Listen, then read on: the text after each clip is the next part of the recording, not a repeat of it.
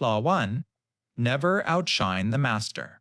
This is the foundational rule of power, the quiet art of managing light. Think of your superior as the sun in their own solar system. You can be a brilliant star, but if you burn too brightly in their sky, you don't just illuminate, you eclipse. And no sun tolerates an eclipse it did not create. At its core, this law isn't about your talent, it's about your master's insecurity. People in positions of power, no matter how capable they seem, are often deeply fragile. They need to feel secure, brilliant, and essential. When you come along with a dazzling idea or a superior performance, you don't earn their gratitude. You trigger their deepest fear, the fear of being replaced, of becoming obsolete. You inadvertently cast a shadow, and in that shadow, their resentment begins to grow. Consider the tragic tale of Nicolas Fouquet, the finance minister to King Louis XIV of France. To honor his king, Fouquet threw the most magnificent party Europe had ever seen. The gardens, the food, the entertainment, it was all breathtaking. But his intention backfired spectacularly. The party was too good. It made the king's own palaces look shabby. Louis didn't see a tribute, he saw a rival, someone whose wealth and taste outshone his own. The very next day, Fouquet was arrested on trumped-up charges and spent the rest of his life in prison. His crime wasn't treason, it was making the master feel small. So, how do you navigate this in your own life?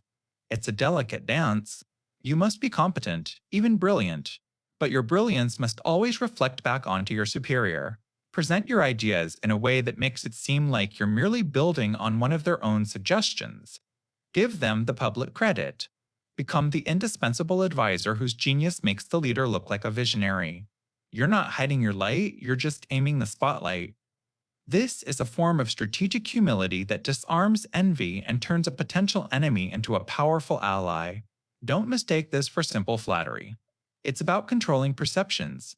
The fool tries to impress his superiors with his raw talent. The master of power understands that it's far more effective to make the superior feel impressive. By discreetly dimming your own light, you gain room to maneuver. You avoid the pitfalls of envy and the danger of a bruised ego.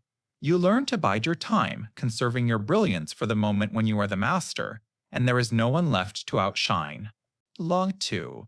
Never put too much trust in friends, learn how to use enemies. This law feels harsh, a cold truth in a world that values connection. But it isn't a command to become a paranoid island. It is a masterclass in the delicate mechanics of human nature. Imagine your professional life as a complex clockwork mechanism.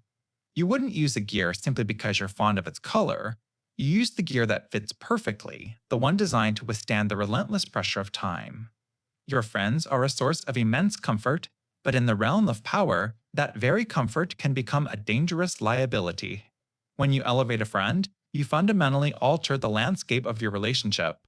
They see your success up close, and envy, a quiet and insidious poison, can begin to seep into the foundation. They know your flaws, your history, and may subconsciously feel they deserve the same rewards without the same effort. A friend will often agree with you to avoid friction, obscuring the hard truths you desperately need to hear. Their effort can be dulled by familiarity, taking your favor for granted. Now, consider an enemy. A former foe has everything to prove.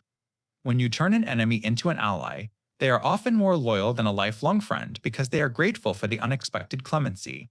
They have no illusions about you. They are a known quantity. Their strengths and weaknesses were revealed to you on the battlefield. An enemy keeps you alert. Their presence is a constant, quiet reminder to stay sharp, to never grow complacent. They are the whetstone against which you sharpen your own blade, their opposition making you stronger and more focused. The Byzantine Emperor Michael III learned this lesson at the cost of his life. He raised his best friend, a humble stable boy named Basilius, to the highest ranks of the court. He showered him with gifts, titles, and immense power. But Basilius, consumed by an ambition that friendship could not contain, eventually murdered Michael in his sleep to seize the throne for himself. This law is not about betraying your friends. It is about protecting yourself from the predictable, powerful currents of human emotion. Keep your friends for friendship, for the warmth and joy they bring to your life. But when it comes to positions of critical trust and influence, rely on competence and proven merit. Look for allies whose interests are clearly and practically aligned with your own. You will often find that a reconciled enemy, bound to you by a shared goal and a powerful need to prove their new loyalty, is a far more solid foundation than the beautiful but shifting sands of affection. Law 3. Conceal your intentions. Think of human interaction as a river. On the surface, it can appear calm, clear, and predictable. But beneath, there are hidden currents, powerful and unseen, that truly dictate the flow. To reveal your intentions is to show everyone exactly where the current is heading. It allows them to build dams, to divert your path, or to simply step out of the way. Power lies in being the hidden current, not the visible surface. When you are open about your true goals, you become readable, predictable, and predictability is the enemy of strategy. If you tell your colleagues you're aiming for a specific promotion, you don't inspire them to help, you inspire them to compete. You've just painted a target on your own back. They will see your every move through the lens of that ambition, watching for weakness, ready to obstruct. You've turned a strategic game into a head-on battle you might not be prepared to win. Instead, you must master the art of the smokescreen. Envelop your true desires in a fog of misdirection. Dangle a plausible but false objective for people to fixate on. Talk passionately about one project, making it seem like your ultimate goal, while your real efforts are quietly channeled into something else entirely. It's like a magician who waves his right hand with a dramatic flourish, capturing your entire focus. You're so busy watching the spectacle that you never see the coin he's hiding in his left. By keeping people off balance and in the dark, you maintain the advantage. They cannot prepare for a move they do not see coming. This creates an aura of mystery around you. You seem more calculating, more formidable, because no one can quite grasp what you're after. They are forced to second guess, to react to the decoys you've laid out, constantly trying to interpret a narrative that you alone control. Let them exhaust their energy chasing shadows. Let them build their defenses on the wrong battlefield. By the time the fog clears and they see your true position, it will be too late. You will have already reached your destination, carried there by the silent, powerful current of your concealed intentions. Law 4. Always say less than necessary. This is the law of the oracle, the quiet strategist, the person in the room whose few words carry more weight than an hour of chatter. When you speak, you are revealing your hand. The more you say, the more common you appear, and the more likely you are to say something foolish. Power is a game of appearances, and by saying less, you inevitably appear more profound and mysterious than you might actually be. Your words are a tool, but they are also a liability. Think of a deep, still lake. Its surface is calm, unreadable, hinting at the immense depth and hidden power beneath. People are drawn to it, fascinated by what they cannot see. Now, think of a shallow, babbling brook. It's noisy, transparent, and reveals every rock and pebble on its bed. It holds no mystery. When you talk endlessly, you are that brook. You lay your plans, your insecurities, and your opinions bare for all to see. But when you are reserved, you become the lake. Your silence makes others uncomfortable. They will rush to fill it, and in doing so, they will reveal their own intentions, their own weaknesses. You gain information while giving none away. This is a fundamental shift in the power dynamic. So, how do you put this into practice? Start by listening more than you speak. Train yourself to be a detective of human nature. When someone asks you a direct question, especially a provocative one, give a short, even ambiguous answer. Let it hang in the air. Watch them. Their reaction will tell you everything you need to know. Master the art of the deliberate pause. Before you speak, ask yourself, is this necessary? Does this serve my long-term interests? Often, you'll find the most powerful response is no response at all. You are not being passive, you are being strategic. You are forcing others to play on your terms, in your timing. Let them exhaust themselves with words while you conserve your energy and your power. Of course, this isn't about being silent to the point of absurdity. It's about calibration. It's about understanding that words are like bullets.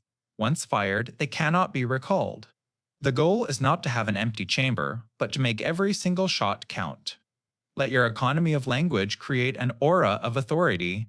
Let people wonder what you're thinking, what you're planning, In a world saturated with noise, your calculated silence will not be a void, but a statement. It will be the quiet hum of a machine that is powerful, confident, and always in control. Law 5. So much depends on reputation. Guard it with your life. Reputation is the cornerstone of power. It's the silent herald that enters a room before you do, speaking for you when you are absent. It's an invisible garment that you wear, and depending on its quality, it can either be a suit of impenetrable armor or a flimsy rag that offers no protection. Without a strong reputation, you can't intimidate, you can't persuade, and your greatest efforts will seem clumsy and insignificant. Think of your reputation as your own personal fortress. A strong one, built with care and foresight, will protect you from attacks and grant you a space from which to operate with immense freedom. A single crack, however, a single moment of carelessness, can be exploited by your enemies, threatening to bring the entire structure down. Consider the great Chinese general Zhuge Liang. He once found himself in a small town with only a handful of soldiers when he learned that a massive enemy army of over 150,000 was approaching. Escape was impossible. Surrender meant death. Instead of panicking, Liang relied on his most powerful weapon, his reputation. He was known throughout the land as a brilliant and cunning strategist, a master of the ambush who never took a foolish risk. So, he ordered his men to open his city gates, hide themselves, and he sat atop the city wall, calmly playing his lute.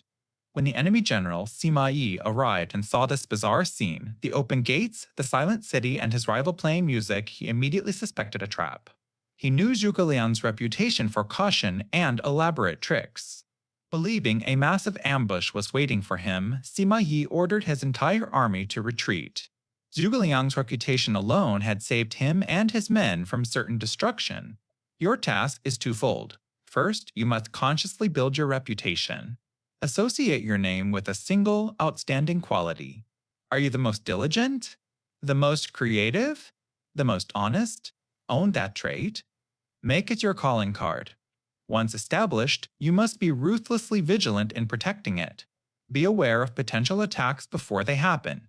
Use doubt and rumor to your advantage, subtly undermining the reputations of your rivals while fortifying your own. Your reputation is a living thing. It requires constant attention and care. Guard it as you would your most precious treasure, because in the game of power, it is. Court attention at all cost. Imagine you are a single star in a vast night sky. What is the greatest tragedy that can befall you? It is not to burn out in a fiery spectacle. It is to simply fade, to become so dim that you blend into the black indistinguishable from the void. This is the essence of Law 6. To be overlooked is to be powerless. In the court of power, what is unseen counts for nothing. You must never allow yourself to become one of the nameless spaces in the crowd. You have to stand out. Make yourself a magnet for all eyes. Think of it like a flame. A small hidden candle is easily snuffed out, forgotten in an instant. But a bonfire? A bonfire draws everyone in. It commands the space. People gather around its light and its heat. Even if it feels dangerous, they can't look away. Your task is to stop being a candle and become the bonfire. So, how do you do this? It's not about being the loudest or the most aggressive person in the room. That kind of attention is cheap and fleeting. Instead, you cultivate an aura of mystery. You develop a signature style, a memorable quirk, a reputation that enters the room before you do. Be the artist who only wears black, the leader who speaks in compelling parables, the one person who remains silent and observant while everyone else shouts. This controlled distinctiveness becomes your calling card. It makes you an object of fascination, forcing others to try and figure you out. Now, the phrase "at all cost" is intentionally provocative. Does this mean you should court scandal? Sometimes yes. It is far better to be attacked, even slandered, than to be utterly ignored. An attack, however vicious, is a sign of relevance. It proves you are important enough to be a target. It puts a spotlight on you, giving you a precious opportunity to respond, to display your character, and to win over an audience that never knew you existed. When you are a ghost, you have no such platform. So, as you drift deeper into your own thoughts, consider the stage you walk upon each day. Don't fear the judgment of the spotlight, fear the silent oblivion of the shadows. Be bolder than you feel is wise. Attach your name to something of quality, of controversy, of undeniable presence. Make your entrance and your exit an event. In the grand theater of power, it is the memorable players, not the timid ones, who claim the prize. Burn so brightly that they have no choice but to watch. 7. Get others to do the work for you, but always take the credit. This isn't about simple laziness, it's about supreme efficiency. It's the art of standing on the shoulders of giants and then having everyone marvel at how tall you are. Think of yourself not as a laborer in a quarry, chipping away at a single stone, but as the master architect who designs the entire cathedral. The architect doesn't lay a single brick, yet their name is the one that echoes through history, forever attached to the magnificent final structure. Your energy and your time are the most precious resources you possess. Wasting them on tasks that others can perform is a novice's mistake. True power lies in orchestrating the talents of those around you, directing their efforts toward a vision that is solely yours. History provides the ultimate blueprint. Consider Thomas Edison. He wasn't always the solitary genius in a dark lab, he was the brilliant manager of an invention factory. He hired the best minds of his time, including the extraordinary Nikola Tesla, to solve the practical problems of his grand ideas. Tesla did the grueling, groundbreaking work on alternating current, but it was Edison's name that became synonymous with the age of light and electricity. Edison understood a fundamental truth. The credit for the final product is infinitely more valuable than the labor that went into it. He harvested the research and work of others, attached his name to it, and built an unshakable empire of power and reputation. He wasn't just an inventor, he was a conductor, and the world gave him a standing ovation. When you do all the work yourself, you reveal your methods. You show the sweat, the struggle, the missteps. But when you present a finished product, created by the hidden hands of others, you appear godlike in your speed and productivity. People will wonder at your seemingly endless talent, never suspecting the network of helpers you've employed. You must become a talent scout, a finder of brilliant minds whose work can be harnessed for your own ascent. You find the painter, you provide the canvas and the vision, and you sign your name in the corner of the masterpiece. Let others toil in the details. Your task is to keep your hands clean and your eyes on the prize. The power and the glory that come from the final result, their brilliance must only serve to make your own star burn brighter. Your power is not measured by the sweat on your brow, but by the monumental achievements that bear your name. 8. Make other people come to you. Use bait if necessary. Think of power as a current in a great river. Most people spend their lives frantically swimming upstream, chasing after others, reacting to events, and exhausting their energy. This law teaches you to stop swimming. Instead, you build a dam, you create a harbor, and you let the current bring the ships and the treasures they carry directly to you. When you force the other person to act, you are the one in control. The entire game is played on your turf, by your rules. Imagine a negotiation. If they come to your office, they are subconsciously placed in a position of supplication. They are the guest, you are the host. Every move they make is a reaction to your position, forcing them into a defensive posture. This makes them rush, make concessions, and reveal their weaknesses out of anxiety. Conversely, when you go to them, you surrender this vital home field advantage. You enter their territory, adapt to their schedule, and telegraph your own needs, handing them the leverage on a silver platter. So, how do you make them come to you? You use bait. And the most effective bait is always psychological, aimed directly at their emotions. It's not just about money. It's about appealing to their deepest greed, their vanity, their insecurities, or their secret desires. You dangle the illusion of an easy victory, an exclusive opportunity, or the solution to a problem that haunts their thoughts. The bait must be irresistible, a prize so tantalizing that their own desire becomes the invisible chain that pulls them, step by step, into your sphere of influence. Consider the master angler. They don't jump into the water, thrashing about and chasing the fish. That would be absurd, scattering everything in a panic. Instead, the angler studies the water, understands the currents, and knows exactly what the target fish craves. They select the perfect lure, cast the line, and then they wait. With a stillness that is its own form of power, they wait. The fish, driven by its own primal hunger, believes it has discovered a fortunate meal and swims willingly onto the hook. The angler exerts almost no energy for the ultimate prize. Your task is to become the angler, not the frantic swimmer. Cultivate a reputation, a skill, or an aura of desirability that acts as your perpetual bait. Let others grow impatient. Let them make the aggressive, noisy moves that expose their hand. By mastering the art of the strategic lure, you turn their momentum into your advantage. You conserve your own strength, maintain absolute control, and ensure that when the final move is made, it is you who closes the trap. Let them exhaust themselves in the chase. You, on the other hand, will be waiting at the finish line, holding the prize they were seeking all along. Law 9. Win through your actions, never through argument. Words are like smoke. They can fill a room, but they vanish with the slightest breeze. Actions are like stone, solid, tangible, and permanent. This law is about understanding that any momentary victory you gain through argument is a hollow one, because the resentment you create will last far longer than the satisfaction of being right. When you argue with someone, you are not just debating an idea. You are implicitly criticizing their judgment, their intelligence. You are attacking their ego. No one likes to be told they are wrong, and even if you have logic and facts on your side, you immediately put them on the defensive. Their mind closes. They dig in their heels, not to defend their position, but to defend their pride. You might silence them, but you haven't convinced them. You've only created a hidden enemy, someone who will look for a way to undermine you later, nursing the wound of that verbal defeat. Now, contrast this with demonstration. Actions bypass the ego entirely. They don't tell, they show. Instead of arguing with a colleague that your method is more efficient, you simply apply your method to a task and present the superior results. The proof is right there, undeniable and impersonal.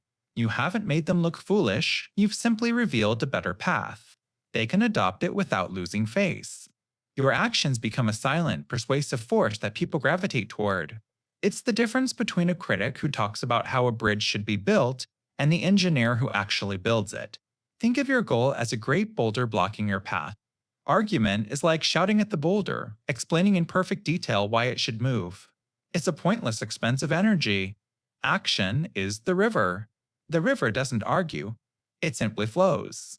It quietly and persistently finds a way around the boulder, or over millennia wears it down to sand. The river wins not through confrontation, but through relentless, focused application. Your power doesn't lie in your ability to craft the perfect rebuttal. It lies in your ability to create the undeniable result. So, save your breath. Conserve your energy for what truly matters. Don't raise your voice, improve your evidence. Let your success be the noise. Let your results be your closing argument. Law 10. Or, infection. Avoid the unhappy and unlucky. Think of human emotion as the most contagious virus you will ever encounter. You can't see it, but you can feel its effects long after an interaction is over. This law is about recognizing that you are psychologically permeable. The states of mind of those around you seep into your own, subtly altering your thoughts, your ambitions, and your fortunes. You can die from someone else's misery. This isn't just a metaphor. The chronically unhappy, the perpetual victims, are not merely suffering in isolation, they are transmitting their mindset.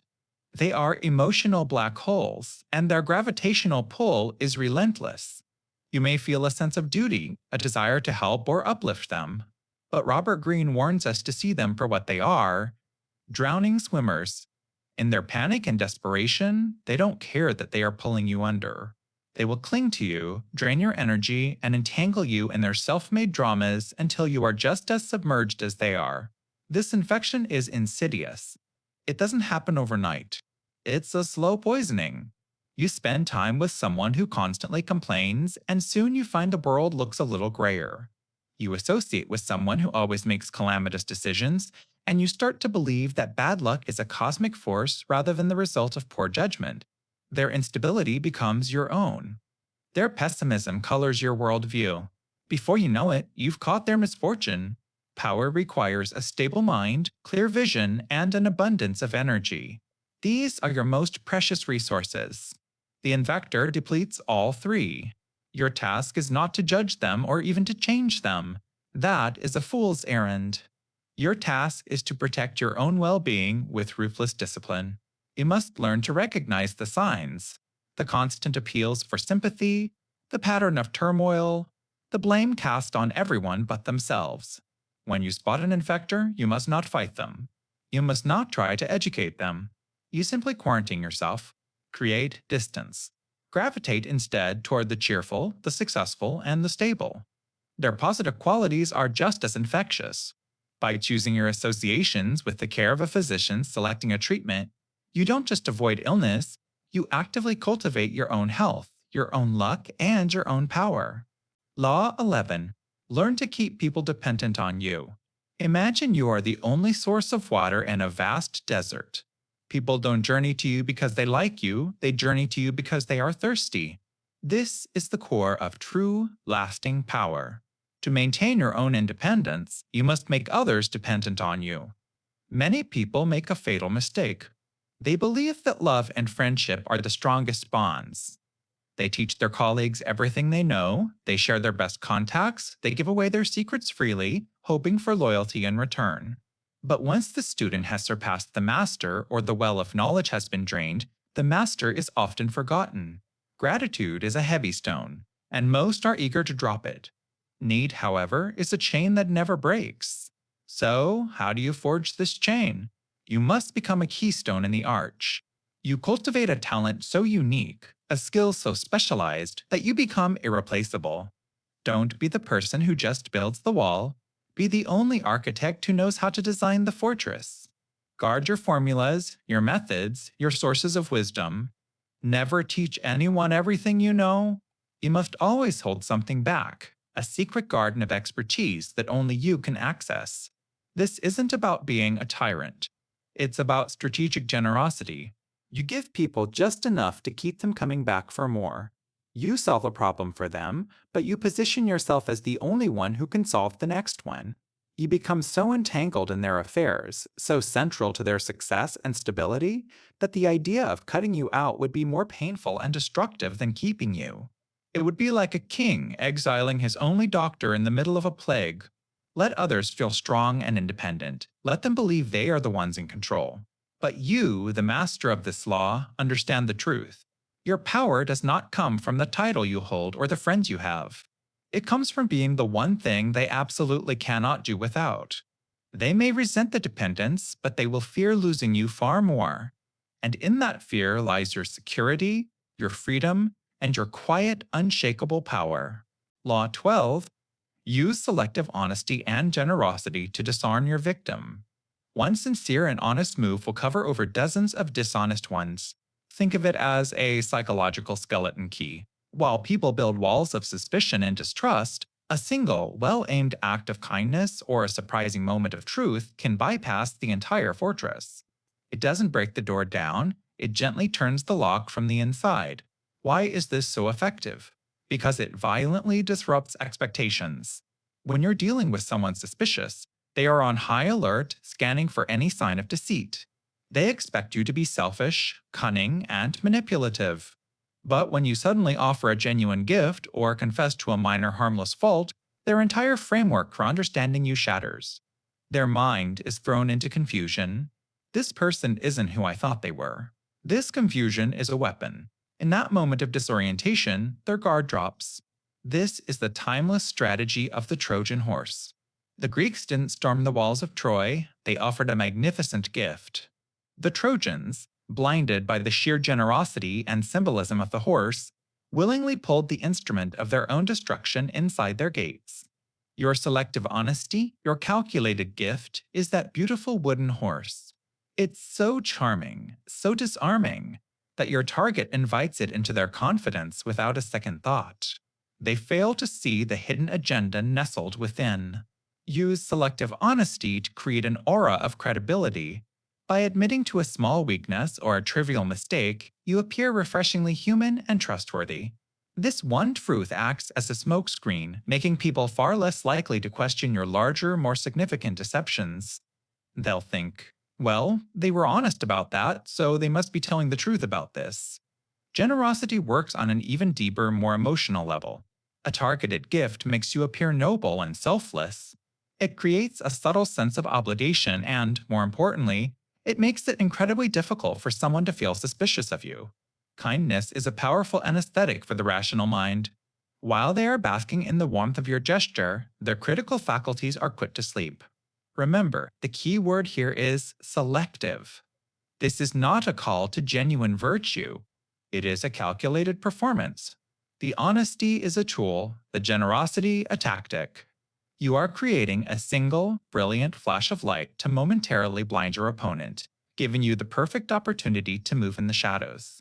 Law 13. When asking for help, appeal to people's self-interest. This isn't a cynical law, it's a realistic one. Think of every person as an island with their own ecosystem of needs, desires, and ambitions. When you need their help, you are essentially asking to build a bridge from your island to theirs. Shouting across the water about your problems or reminding them of a time you sent them a boat won't work. Appeals to mercy or gratitude are like messages in a bottle. They might wash ashore, but they are easily ignored. To get them to start building, you must show them the gold mine that will be discovered on their island once the bridge is complete. The truth is, most people are far more concerned with their own troubles and their own future than with your past. When you ask for a favor based on gratitude, you're asking them to remember a debt. Feels like a withdrawal. But when you appeal to their self-interest, you're making a deposit into their future. You are presenting them not with a problem, but with an opportunity. Imagine you need an introduction to a powerful executive. The weak approach is, could you introduce me? You owe me one for that project I helped you with last year. The conversation immediately becomes transactional and backward-looking. Now, apply the law. The powerful approach is, I have an idea that will solve that supply chain issue you mentioned your department is facing. If you introduce me to the executive, we can present a solution that will make your entire team look brilliant and efficient. See the difference? The first request is about you. The second is about them. It reframes your need as a solution to their problem. You've tuned your radio to their frequency. Before you ask for anything from anyone, pause and put yourself in their shoes. Forget your own reasons for a moment and find theirs. What do they gain? How does your request help them achieve their goals, save them time, earn them money, or grant them status? Find that angle. Frame your request around that benefit. This isn't manipulation, it's strategic empathy. You are aligning your interests with theirs, creating a partnership where everyone wins. When you make your success a part of their success, they will move mountains for you with an enthusiasm that no debt of gratitude could ever inspire. Law 14. Pose as a friend, work as a spy. This is the art of gathering vital information under the most effective camouflage known to man. A smile. Think about it. When you ask direct, probing questions, what happens? People's defenses immediately go up. Their answers become guarded, calculated. You're met with a polite wall. You learn what they want you to know, not what you need to know. The direct approach is like trying to force open a locked door. It only makes a loud noise and strengthens the resistance. But a friend is simply given the key. By projecting warmth and a carefully crafted sincerity, you create an atmosphere of trust. You become a confidant, a safe harbor. And in those casual, unguarded moments over a coffee, during a shared complaint about a common problem, the truth spills out. People don't just reveal facts, they reveal their soul. Their secret ambitions, their hidden resentments, their greatest weaknesses. They do this because they don't feel they are being interrogated. They feel they are being understood. Your role in this delicate dance is not to be an aggressive questioner, but a masterful listener. You are a social chameleon, mirroring their moods and validating their opinions. Ask indirect questions. Guide the conversation gently towards the topics you need to explore. Pay laser-like attention to the nonverbal cues. The subtle flinch, the slip of the tongue, the topic they eagerly avoid. These are the tells, the small cracks in the facade where the most valuable intelligence seeps through. Imagine yourself as an archaeologist of the human psyche. You aren't smashing the pottery, you are gently brushing away the dust to reveal the intricate patterns beneath. Every casual conversation becomes a potential dig site. This isn't about collecting idle gossip. It's about building a map of the social and political landscape around you. Knowing a rival's secret insecurity or an ally's true ambition gives you a profound strategic advantage. It allows you to anticipate their moves, to flatter their vanities, and to avoid their cleverly laid traps. So, learn to control your own tongue while encouraging others to talk endlessly. In the great game of power, the person who seems the most open and friendly is often the one gathering all the intelligence. Let them believe they are charming you, while you are, in fact, studying them. Pose as the sheep, and you will learn everything you need to know about the wolves. Law 15. Crush your enemy totally. This isn't about mere victory, it's about absolute finality. It's the understanding that a conflict is not truly over until your opponent's capacity to harm you has been completely and irrevocably extinguished. Think of an enemy like a fire. You can douse the visible flames, leaving only a few glowing embers hidden in the ash. You might feel victorious, turning your back on the smoldering remains, confident in your power, but you've made a fatal error. Those embers are not just heat, they are hope. They are resentment. Fanned by the winds of humiliation and a thirst for revenge, they will inevitably reignite. And a second fire is always more destructive. The half-defeated enemy is the most dangerous of all. They have nothing left to lose and all the time in the world to study you, to learn your weaknesses, and to plot your downfall. Your mercy gives them their most powerful weapon, time. History whispers this lesson through the ages. Leaders who left a rival with a sliver of power, a shred of hope, often found themselves facing that same rival later, now stronger and wiser. The Romans understood this with Carthage. They didn't just win the war, they dismantled the entire civilization, ensuring it could never rise again. This may sound brutal, but to the strategic mind it was simply thorough. It was the only way to guarantee a lasting peace. In your own world, this isn't about physical destruction. It's about strategic completion. When you decide to sever a toxic partnership, you don't leave a single thread connecting you. When you outmaneuver a business rival, you don't leave them a foothold in your market from which to launch a new attack.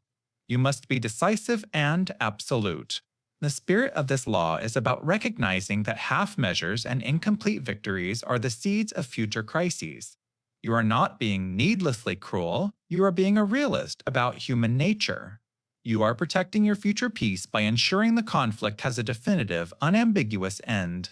So, when you are forced into a conflict, you must see it through to the absolute end. Do not be swayed by pleas for mercy that are merely tactics for survival. The embers of a defeated foe hold no warmth, only the promise of a future inferno. True, lasting peace is not found in a fragile truce, but in a resolution so total that the very idea of further conflict becomes an impossibility. Crush them, not in body, but in their spirit and in their capacity to ever challenge you again. Law 16. Use absence to increase respect and honor. It's a fundamental law of economics as much as it is a law of power. That which is abundant is devalued. That which is scarce is coveted. This applies to gold, to diamonds, and most importantly, to your presence. The more you are seen and heard from, the more you risk becoming common. Like a song played on repeat, even the most beautiful melody eventually becomes background noise.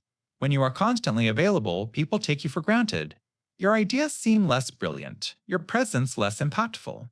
They grow overly familiar with you, and familiarity, as they say, breeds contempt. They see your small flaws, your human imperfections, and the mystique that surrounds any powerful figure begins to evaporate. You become just another part of the furniture in their lives. Useful, perhaps, but unremarkable and easily overlooked. But what happens when you strategically withdraw? When you make yourself less accessible, you create a vacuum. In your absence, people have a chance to miss you. They begin to talk about you, to wonder what you're doing, what you're thinking. Your silence forces them to fill in the blanks, often with an idealized image of you. By removing yourself from the stage, you suddenly become the main character in their thoughts. Think of yourself not as a fixed star, always in the same place in the sky, but as a comet. Your arrival is a spectacular event, commanding attention and awe. Your presence is brilliant and intense, but it is temporary. And when you vanish back into the darkness, you are not forgotten. You are discussed, anticipated, Your next appearance becomes an event to look forward to. This isn't about playing hard to get. It's about understanding the art of timing. You must first establish your value. Be present, be brilliant, make your mark. Let people feel the warmth and light of your sun. Only then, once your presence is felt and valued, can you create the dramatic effect of an eclipse by temporarily disappearing. But be warned, this is a delicate art. Disappear for too long, and you risk being replaced or forgotten entirely. The goal is to be missed, not erased. Your absence should be a calculated move, designed to make your eventual return all the more powerful. Let your presence be a gift, not a given. Master the rhythm of appearance and disappearance, and you will find that your silence can become more powerful than your words, and your return will be celebrated like the coming of rain in a drought. Clause 17. Keep others in suspended terror. Cultivate an air of unpredictability. Humans are creatures of habit, and in that deep-seated need for consistency lies a tremendous vulnerability. We crave patterns. We want to know what you will do next because it gives us a sense of control. When your actions are predictable, you are handing that control over to others. But when you deliberately shatter those patterns, you reclaim it in the most unsettling way. Think of it like a game of chess. If your opponent knows you always open with the same 2 moves, they have already planned their first 10. You've lost before you've truly begun. The master, however, makes moves that seem strange, even counterintuitive. They create a fog on the board, forcing their opponent to react, to second guess, to become paralyzed by a future they cannot predict. Your life is no different. If your colleagues, rivals, or even friends can chart your behavior like a map, they will always be one step ahead. Cultivating an air of unpredictability isn't about being chaotic or unreliable. That's the amateur's mistake, which only signals instability. This is about strategic, calculated randomness. One day you are friendly and open, the next you are distant and reserved. You pursue one goal with intense focus and then suddenly appear to lose interest, shifting your energy elsewhere. These subtle inconsistencies are like a sudden change in the weather. When people expect sunshine and get a sudden unforecasted storm, they are thrown off balance. They waste immense mental energy trying to understand you, to find the new pattern, to explain your motives. While they are busy trying to solve the puzzle of you, their own plans and defenses crumble. They can't prepare a response to a move they can't anticipate. This is the essence of suspended terror. It's not about making people fear for their safety, it's about making them fear for their certainty. You keep them in a perpetual state of unease, always guessing, always slightly intimidated. They will hesitate before acting against you because who knows how you might react. By being deliberately inconsistent, you appear to have no master but your own moods, which makes you seem powerful, even godlike. Let others get stuck in their predictable ruts. You will have the supreme advantage of being a mystery. In a world desperate for definition, the most powerful person is the one who cannot be defined. Law 18. Do not build fortresses to protect yourself. Isolation is dangerous. Think of a fortress. High walls, a deep moat, a single drawbridge. It seems like the ultimate symbol of safety and control. But this law argues that a fortress is also a prison.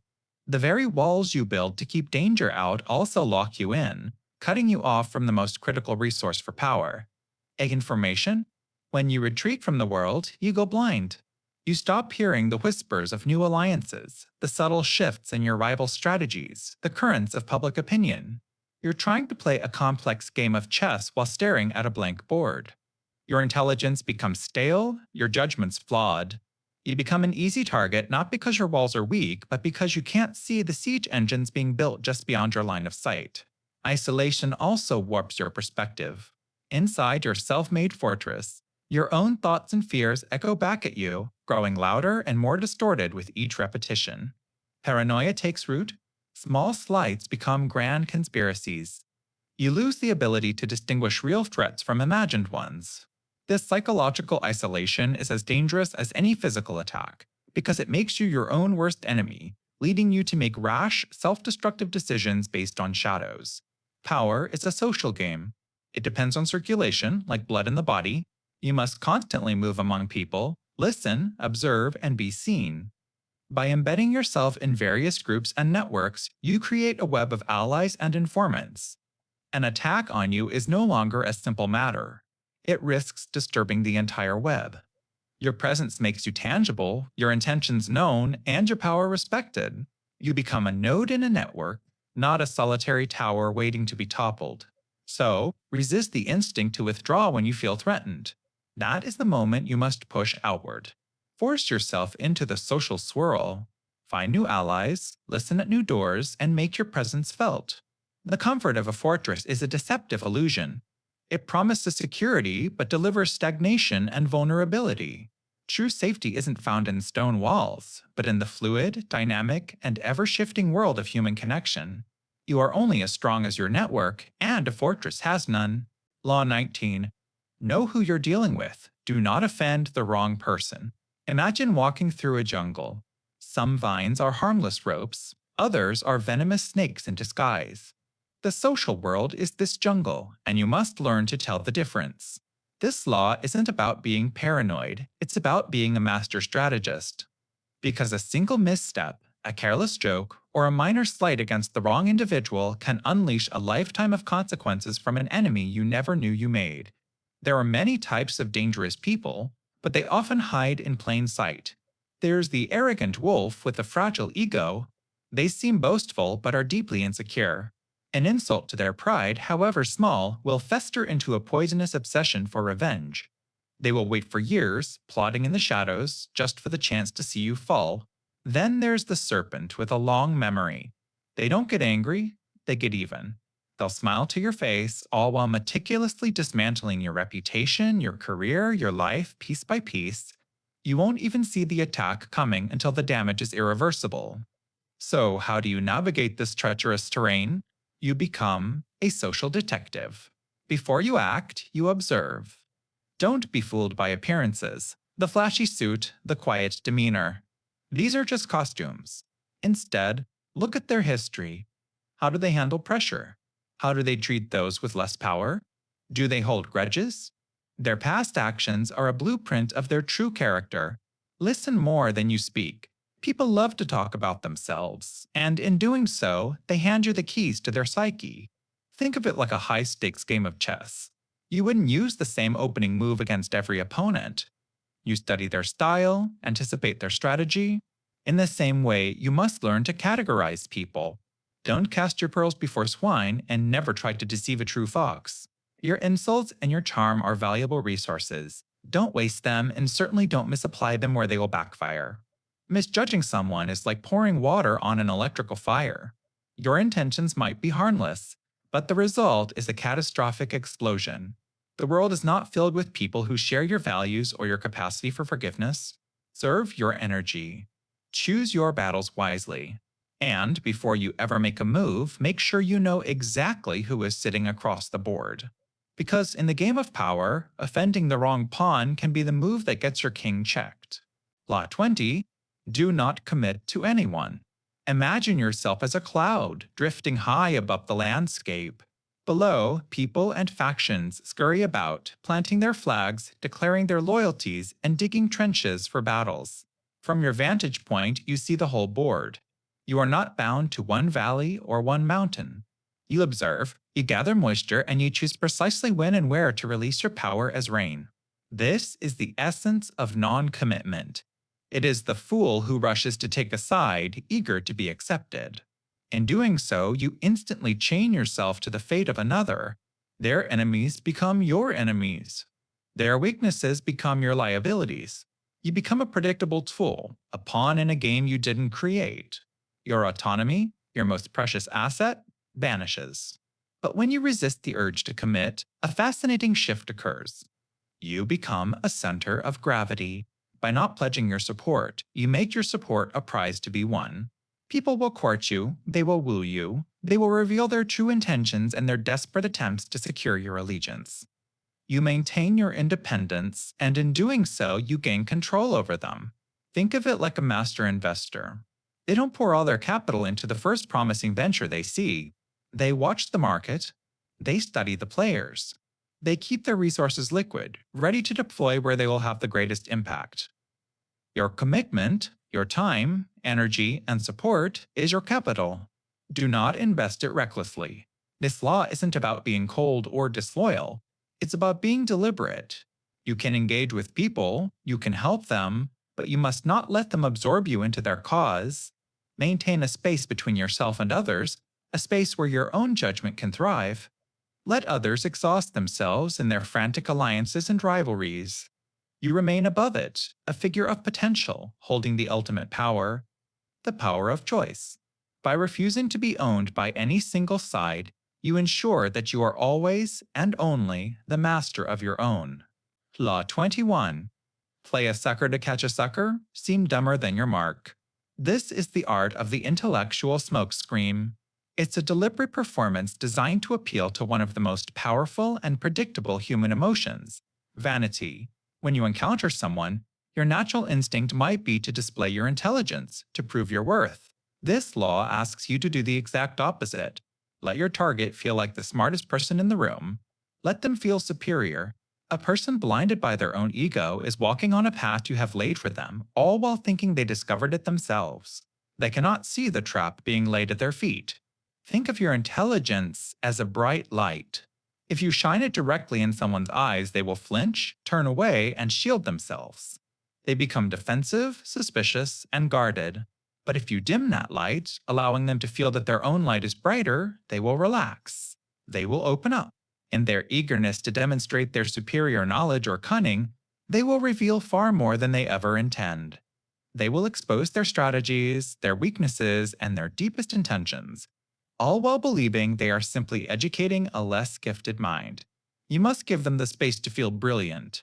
This isn't about playing the clown or the fool. It's about strategic camouflage. You become the quiet observer, the attentive student. You ask simple questions that have complex answers. You make small, calculated mistakes that they can eagerly correct. They will feel a rush of satisfaction, a sense of power, and in that moment of pride, their critical thinking dissolves.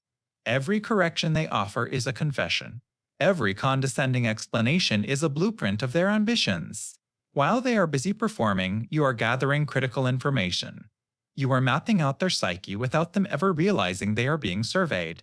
You give them the profound satisfaction of underestimating you, which is the most powerful tactical advantage you can possess. The master of this law operates like a deep-sea predator. They don't announce their presence with a show of force.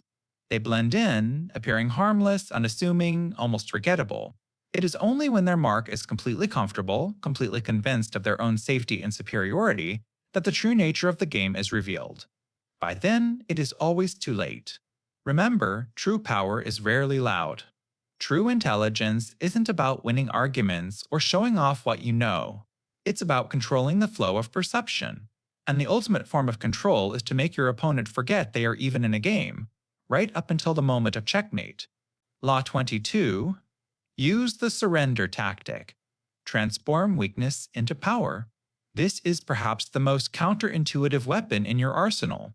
It's not about admitting defeat. It's about choosing your battlefield and your timing. It's the profound realization that in the face of overwhelming force, the act of yielding is not an end, but a beginning. It is a calculated pause, a strategic inhalation before the decisive exhale. Imagine a storm raging against two trees. The first is a mighty, rigid oak.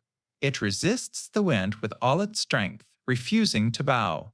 It is a symbol of defiance, but defiance has its limits.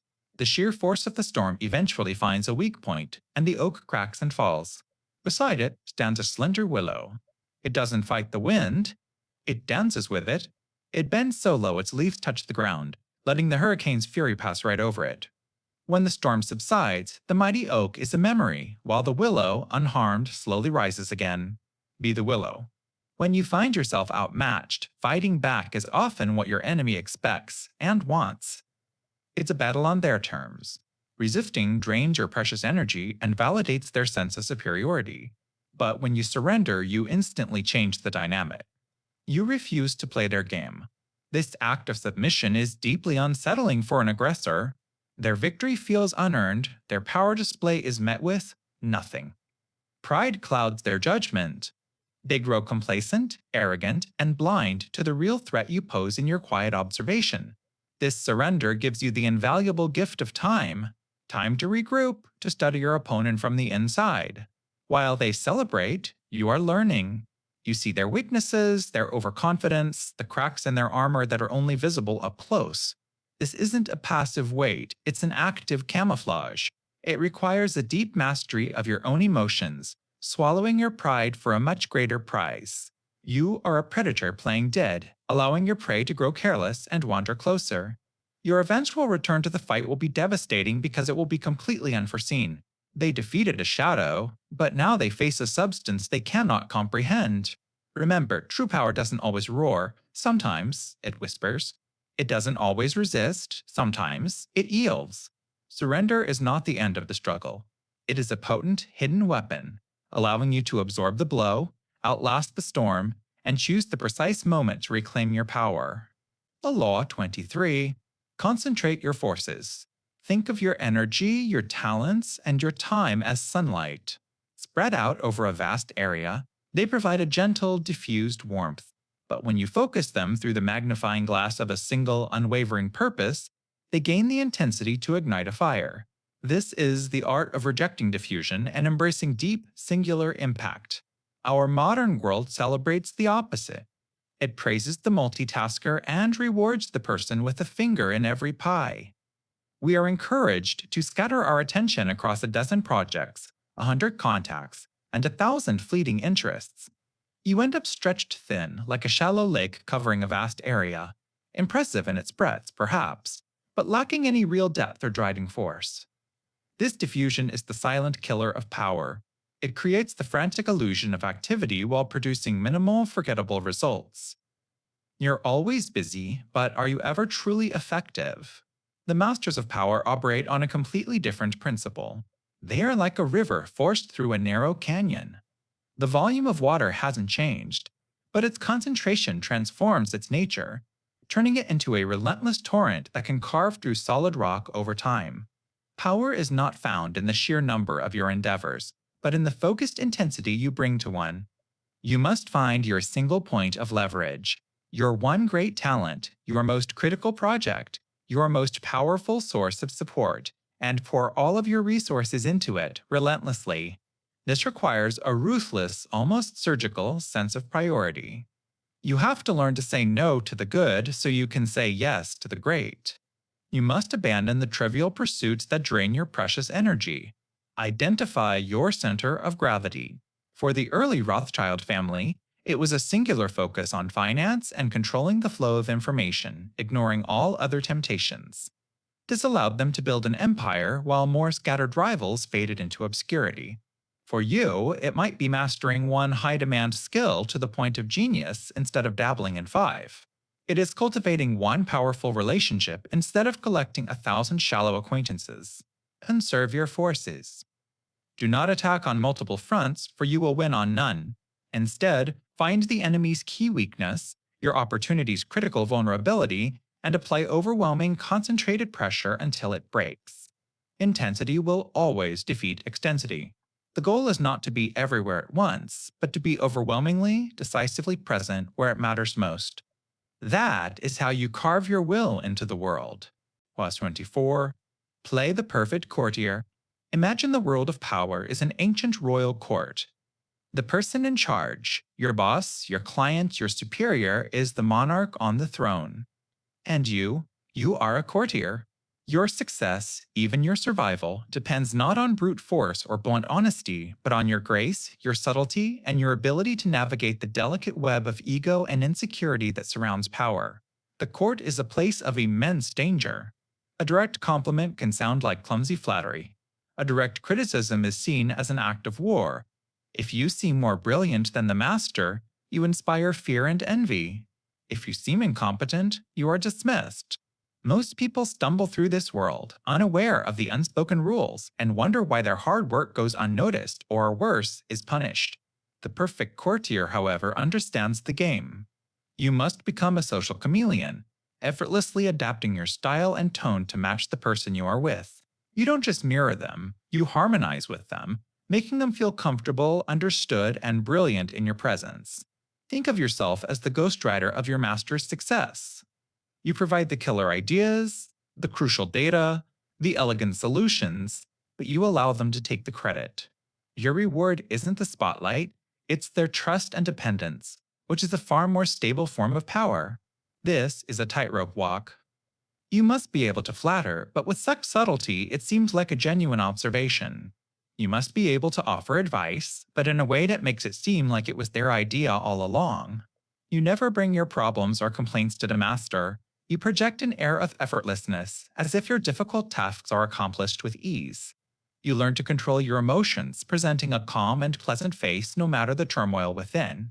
This is not about being a two-faced sycophant. It is the highest form of social intelligence. It's about understanding that human beings, especially those in power, are governed by their egos. By playing the perfect courtier, you soothe those insecurities. You make yourself indispensable, a source of pleasure and strength. While others are being exiled for their clumsy ambition, you are being brought closer to the throne, where the real influence lies. You are a masterpiece of social sculpture, and the world is your gallery. Law 25. Recreate yourself. Do not accept the roles that society foists upon you. You are not merely a character in someone else's play, reading from a pre-written script. You are the playwright, the director, and the star of your own epic production, and the world is your stage. From the moment you are born, the world begins its work of casting you. Your family, your culture, your first boss, they hand you a costume and a set of lines. They define you by your past, by your perceived weaknesses, by their own limited imaginations. Most people accept this casting without question. They become predictable, a known quantity, easily filed away, easily dismissed. Their identity becomes a cage, comfortable and familiar, but a cage nonetheless, built by the low expectations of others. This law is your invitation to break free. It asks you to become the master of your own image. Think of yourself as an artist and your life as your ultimate canvas, or a sculptor, and your character as a raw block of marble. You were given the raw material, yes, but you hold the chisel. Every single day you have the choice: either let the stone remain rough and undefined, or consciously chip away, shaping yourself into a masterpiece of your own design. This is not about being fake or dishonest. It is about being the deliberate author of your own identity, rather than a footnote in a story someone else is writing for you. So, how do you begin this grand act of recreation? It starts with a ruthless self-awareness. Then, you remake yourself into a character of power. Work on your body, your voice, your personal style. Let them be expressions of your will, not accidents of habit. Learn new skills that shatter people's expectations. Associate with those who reflect who you want to be, not who you have been. Be deliberately theatrical in key moments. Control your own narrative. When you control how the world perceives you, you gain immense influence over your reality. You become fluid, a moving target, impossible for others to grasp and, therefore, impossible for them to limit or control. A person who has truly created themselves is a spectacle. They draw attention and radiate power precisely because they are a mystery. They are not one-dimensional, they contain multitudes. Their actions are not mere reactions to circumstance, but deliberate, powerful performances. They seem larger than life because they have refused to be made small by the world. By forging a new identity, one of your own conscious making, you seize a power that few ever possess. You are no longer a prisoner of your past or a puppet of public opinion. You are the creator, and your greatest, most enduring creation is yourself. Law 26. Keep your hands clean. Imagine your reputation is a pristine white canvas. Every action you take is a brushstroke. You must be the flawless artist, the one who presents the final masterpiece, never the one seen with paint-splattered clothes or a smudge on their cheek. This law is about strategic hygiene. It dictates that you must seem like a paragon of civility and efficiency. Your name should never be associated with mistakes or unsavory deeds. It's not about being perfect, but about appearing perfect. The world doesn't judge your intentions, it judges your results and your associations. And what people must see is a flawless record. So how do you manage the inevitable messiness of life and ambition? You find a scapegoat. When a project fails or bad news must be delivered, someone else must be the face of that failure.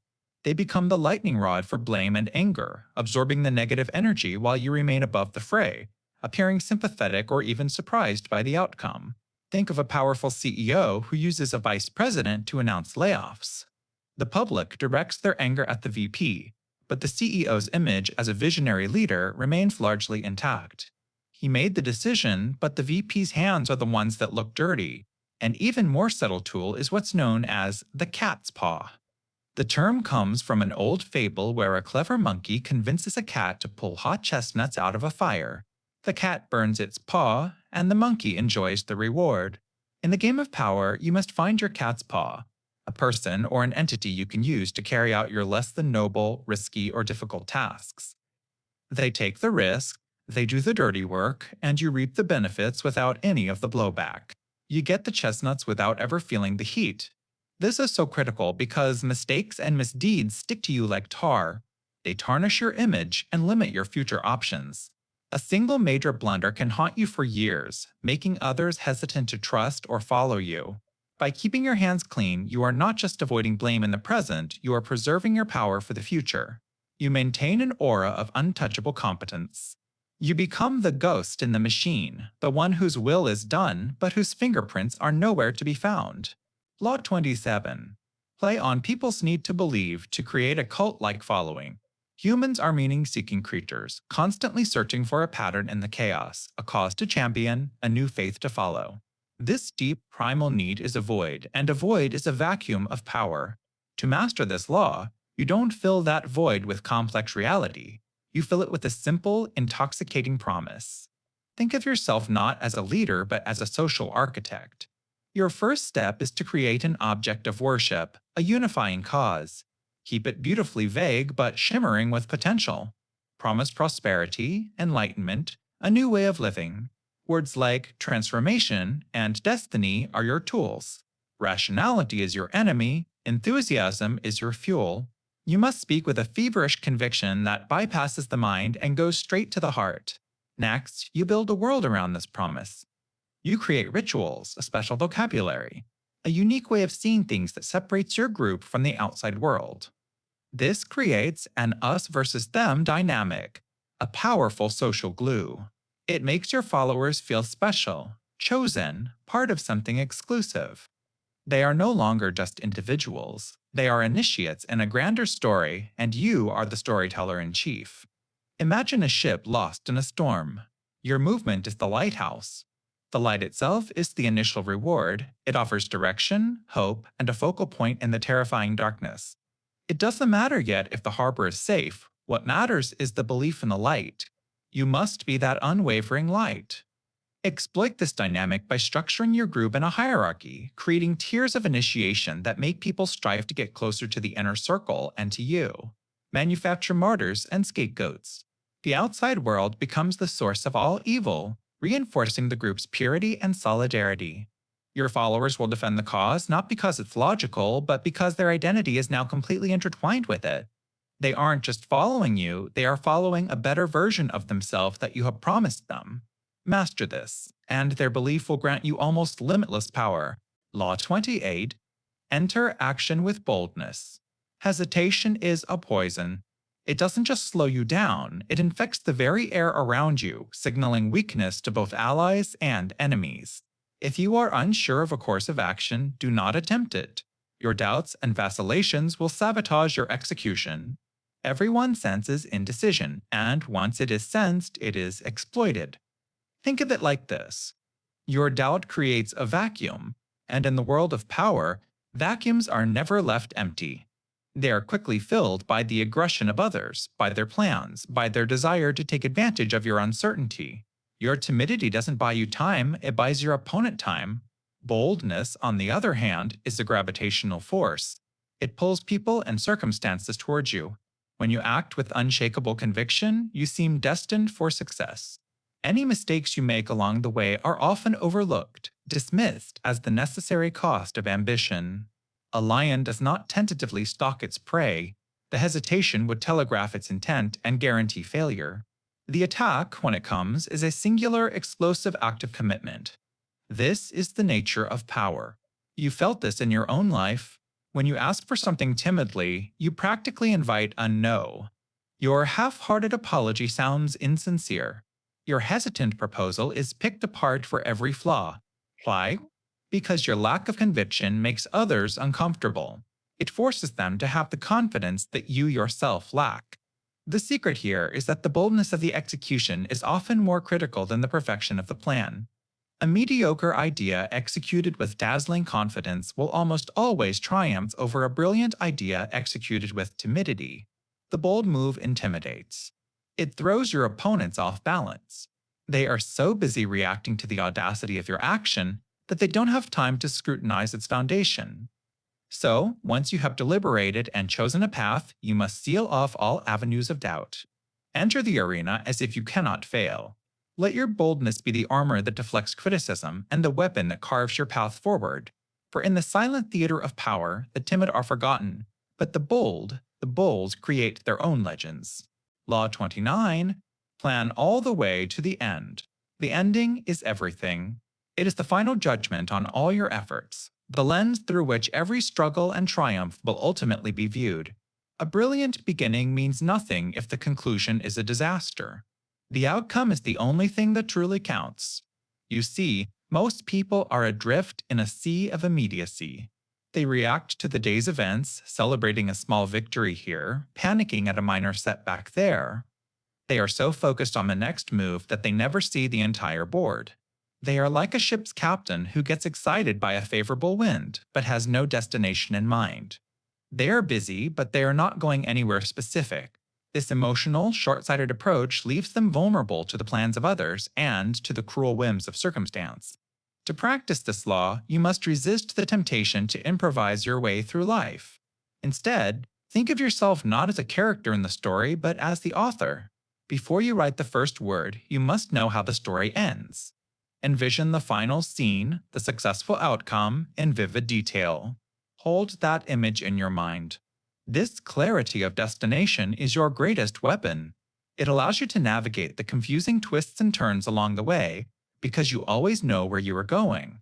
This doesn't mean creating a rigid, step-by-step plan that allows for no deviation. The world is too chaotic for that. Rather, it means your ending is fixed.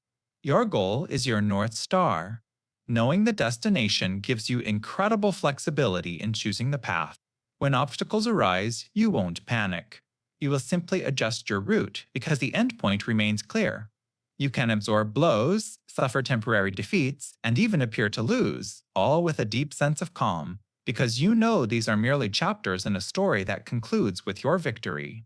Let others get caught up in the heat of the battle, their vision clouded by emotion. You will move with the quiet confidence of a chess grandmaster who sees 10 moves ahead. You are not hoping for a good outcome, you are orchestrating it. Don't just start the game. Finish it, before it even begins. Quality. Make your accomplishments seem effortless. The magician never reveals his tricks. The moment he does, the magic vanishes, replaced by a simple, almost disappointing, mechanical process. The awe is gone. Your own achievements should be treated with the same sense of theater. Your actions must seem natural and executed with a graceful ease. All the toil, practice, and clever devices that went into them must remain concealed. When you reveal the sweat and struggle behind your success, you invite scrutiny. You make your victory seem common, something anyone could achieve if they just tried hard enough. But when your success appears to spring forth from a natural, God-given talent, it creates an aura of untouchable genius. People cannot replicate what they cannot understand. Your grace becomes a form of intimidation, leaving others to wonder if you are even playing the same game as they are. They are demoralized by your seemingly innate superiority. Think of your abilities like an iceberg. People only see the 10% that glitters above the surface. They are unaware of the vast, formidable mass of work hidden in the depths. By concealing this foundation, you prevent rivals from copying your methods. If they don't know how you built your empire, they cannot lay siege to its foundations. You also maintain flexibility. If no one knows the true extent of your skills, you can surprise them at will, appearing more powerful and unpredictable than you truly are. Never let them see you sweat, for your sweat reveals your limits. This is a performance. The real work, The grueling repetition, the frustrating setbacks must happen behind a closed curtain. When you step onto the stage of the world, you move with a calm, unhurried pace. You are the swan, gliding serenely across the lake while beneath the surface your feet paddle furiously. If asked about your methods, be vague. A slight smile, a dismissive wave of the hand. Let them believe it's just a knack you have. This isn't about dishonesty, it's about controlling the narrative of your own legend. You let others fill in the blanks with their own awe and imagination. When you act effortlessly, as if you could do much more. The world is drawn to the mysterious, to the person who achieves greatness as if it were second nature. This is the source of untraceable and therefore unassailable power. Law 31. Control the options. Get others to play with the cards you deal. Imagine you've built a maze. It has twists, turns, and forks in the road. An opponent enters, believing they are navigating it with their own skill and free will. But what they don't realize is that you designed the maze. Every path, every choice they make ultimately leads them exactly where you wanted them to go. This is the essence of controlling the options. It is a subtle and devastatingly effective form of power. You aren't forcing anyone's hand. You aren't issuing commands. Instead, you are presenting a carefully curated menu of choices. People crave the feeling of agency. They resist being pushed or coerced. So, you don't push. You guide. You present them with a dilemma, a fork in the road, but you have paved both paths. Their choice is merely which of your pre-approved routes they will take to arrive at your destination. Think of it like a master magician. He fans out a deck of cards and says, "Pick a card, any card." It feels like an open invitation, a moment of pure chance. But the deck has been stacked, the cards have been forced. The choice is an illusion. You are not a dictator, you are an architect of reality. When you ask a colleague, should we tackle this problem with strategy A or strategy B? You have already eliminated strategies C, D, and E from the conversation. You have framed the debate. Their mental energy is now focused on debating the merits of your two preferred options, not on questioning the frame itself. This is called forcing a choice. This law requires you to think several steps ahead. You must narrow the playing field before the game even begins. By offering limited choices, you corner your opponents. They become so engrossed in the immediate decision, this or that they fail to see the larger trap. They are playing with the cards you dealt, from a deck you created. This method is powerful because it gives your victims the semblance of control, making them complicit in their own manipulation. They will defend their choice passionately because they believe it was their own. True power isn't found in shouting the loudest order, it's found in whispering the most compelling auctions, ensuring that no matter what is chosen, you are the one who wins. Law 32. Play to people's fantasies. Reality is a heavy cloak, often cold and coarse. Most people desperately wish to cast it aside. The person who can offer them a vibrant, silken robe of fantasy will have them in the palm of their hand. The truth is often a bitter pill. It speaks of limits, of hard work, of disappointing outcomes. The fantasy, however, is a sweet nectar. It promises romance, sudden wealth, and effortless transformation. You must understand that people are not drawn to the mundane mechanics of how things work. They are drawn to the poetry of what things could be. This is because daily life drains the color from the world for most people. Their existence is a sequence of routines and compromises. They are starved for wonder, for a narrative larger than themselves.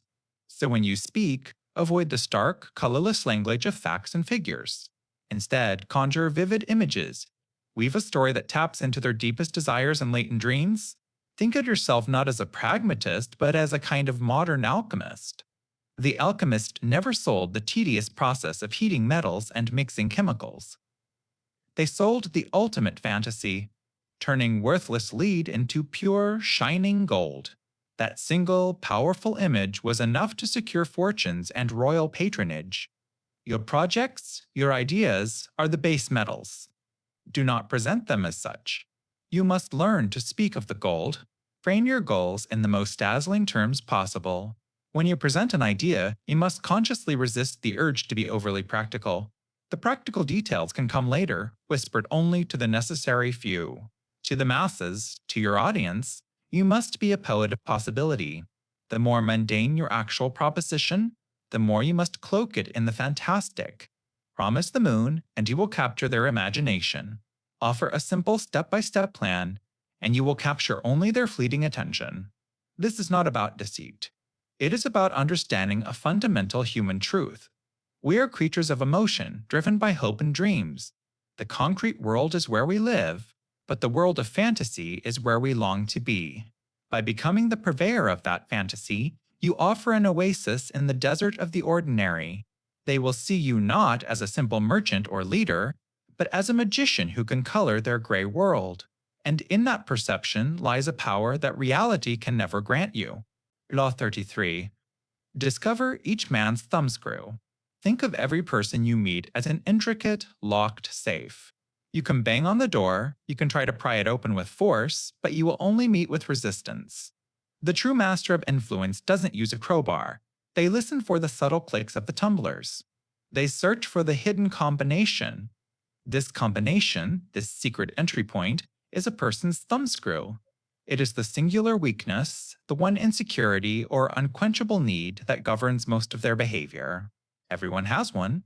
It could be a deep-seated fear of being seen as unintelligent. It could be an insatiable appetite for social approval. For some, it is their children, their pride and their vulnerability rolled into one. For others, it is a secret pleasure, a private indulgence they feel guilty about. This is not something you can find by asking direct questions. People build fortresses around their weaknesses. Instead, you must become a detective of human nature. Listen more than you speak. Pay attention to the subjects people return to again and again. Observe what makes their voice change, what makes them defensive, or what makes their eyes light up with unguarded passion. Look for the gap between the person they pretend to be and the person they are. In that gap, you will find their thumbscrew. It's the emotional gravity point around which their world revolves. Once you have found it, you hold a powerful lever. This isn't about crude blackmail or causing pain. It's about understanding the core motivation of another human being. You can gently apply pressure to this point to guide their actions, or more powerfully, you can offer to soothe the ache it represents. By aligning your goals with the satisfaction of their deepest need, you make yourself seem like a savior, an indispensable ally. You are no longer just another person. You are the one who truly understands them. Look past the polished surface people present to the world. Find that one thing they cannot control, their private obsession, their Achilles heel. Because in that vulnerability, you will find the source of their motivation and the quiet, undeniable key to moving them. Knittel. Be royal in your own fashion. Act like a king to be treated like one. The way you carry yourself is a form of prophecy.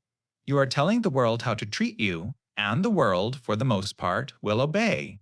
If you present yourself as common, you will be ignored.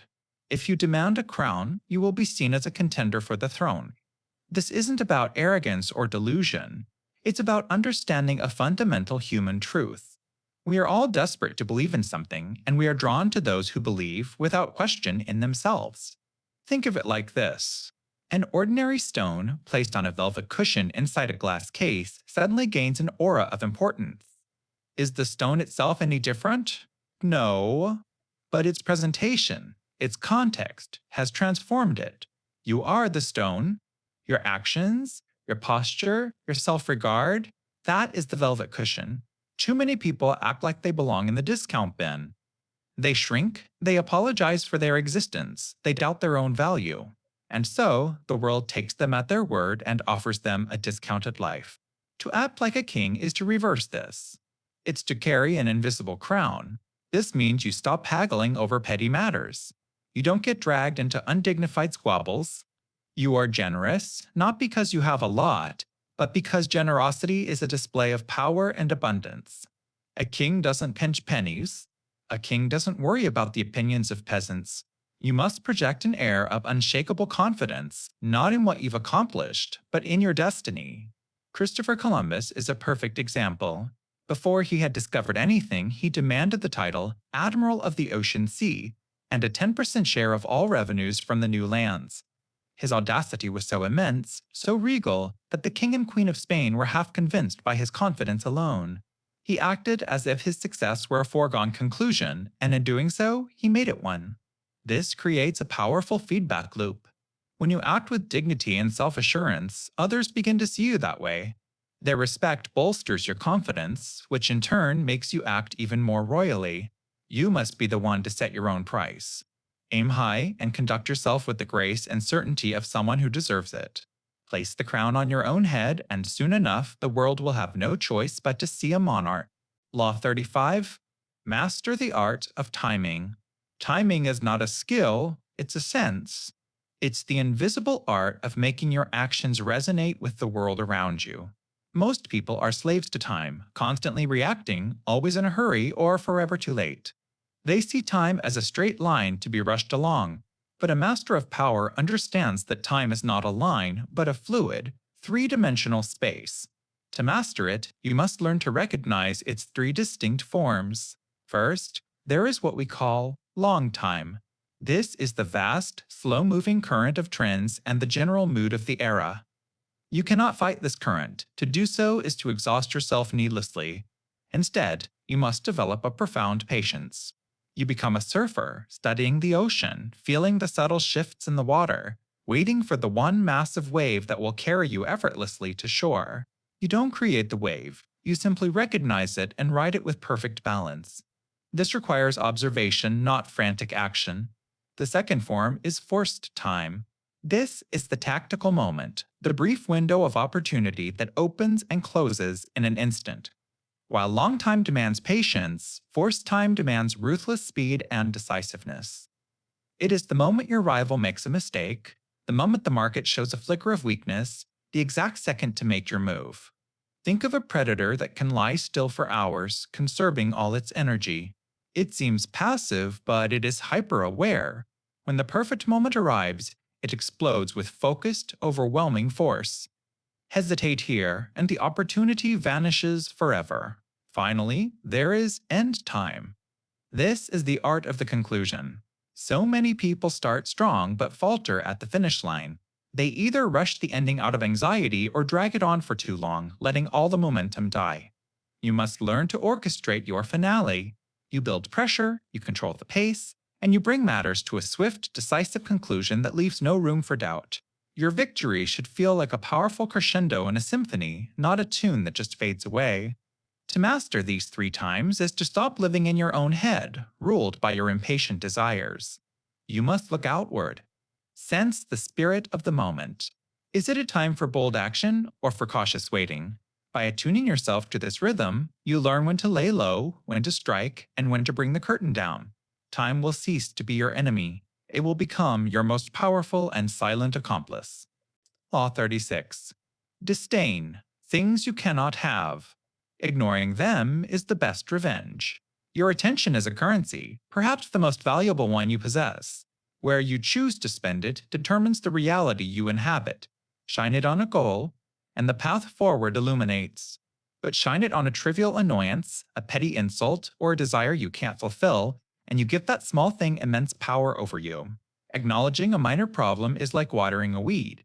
You grant it life, status, and a piece of your mental real estate. When you openly crave something beyond your grasp, whether it's the approval of someone who scorns you or the success of a rival, you project an aura of weakness.